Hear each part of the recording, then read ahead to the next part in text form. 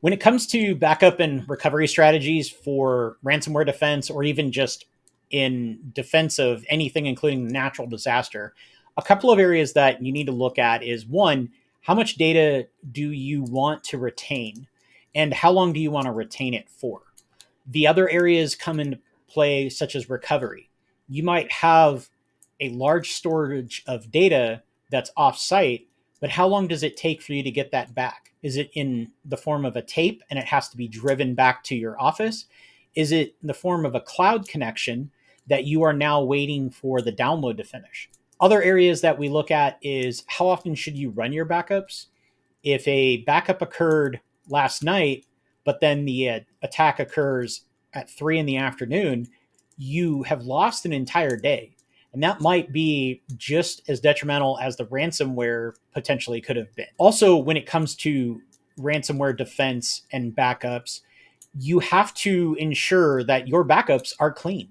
Since a lot of attacks are not immediate and the average dwell time of an attacker is measured in months, you have to assume that your data or your machines were compromised weeks ago, and you may have to go and find a clean copy, or to be able to determine, could you actually clean it out yourself before restoring it to your hardware.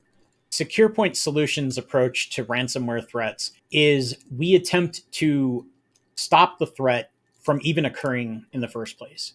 And by using layers of security, we want to make it continually more difficult for that threat actor to further their goals. So the first piece is to stop them from even getting onto the network in the first place. The second would be to detect if they did achieve a foothold on the network, and then further steps such as permission settings that would prevent the attacker from launching this ransomware software from a user's machine. Finally, the step of isolating a machine before the attack can spread is parts of our methodologies that we employ. With ransomware attacks becoming more targeted, businesses can adjust their cybersecurity strategies by doing a number of things. First off, removing the ability for the individual users to install programs and to have administrative privileges. Oftentimes, ransomware is deployed simply because the normal user has way more access to their machine than they should.